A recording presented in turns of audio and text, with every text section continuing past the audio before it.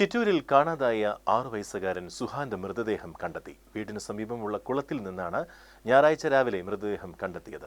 21 മണിക്കൂറോളം നടത്തിയ തിരച്ചിലിലാണ് മൃതദേഹം കണ്ടെത്തിയത്. മരണത്തിൽ ദുരൂഹതയുണ്ട്. ഇരുമങ്കോട് സ്വദേശികളായ മുഹമ്മദ് അനസിന്റെയും തൗഹിദയുടെയും മകനായ സുഹാനെ ശനിയാഴ്ച ഉച്ചയ്ക്കാണ് കാണാതായത്. ശനിയാഴ്ച രാത്രി വരെ തിരച്ചിൽ നടത്തിയിട്ടും കണ്ടെത്താനായിരുന്നില്ല. ഞായറാഴ്ച രാവിലെ തിരച്ചിൽ പുനരാരംഭിച്ചിരുന്നു. തുടർന്ന് 8:30ഓടെയാണ് കുട്ടിയുടെ മൃതദേഹം കുളത്തിൽ കണ്ടെത്തിയത്. ആരോ കുട്ടിയെ എടുത്തുകൊണ്ടുപോയതുപോലെയാണ് തോന്നുന്നതെന്നും ബന്ധുക്കൾ സംശയം പ്രകടിപ്പിച്ചു. ചിറ്റൂർ അമ്പാട്ടുപാളയം ഇരുമങ്കോട് സ്വദേശികളായ മുഹമ്മദ് അനസിന്റെയും തൗഹിദയുടെയും മകനായ സുഹാനെ ശനിയാഴ്ച ഉച്ചയ്ക്ക് 12 മണിയോടെയാണ് കാണാതായത്. സുഹാന്റെ പിതാവ് മുഹമ്മദ് അനസ് ഗൾഫിലാണ്. അധ്യാപികയായ അമ്മ തൗഹിദ ഈ സമയം പാലക്കാട്ട് പോയിരിക്കുകയായിരുന്നു. വീട്ടിലെ സ്വീകരണ മുറിയിലിരുന്ന് സുഹാനും 8 വയസ്സുള്ള സഹോദരനും TV കാണുകയായിരുന്നു. സുഹാന്റെ അമ്മയുടെ സഹോദരിയുടെ മക്കളും ഒപ്പമുണ്ടായിരുന്നു.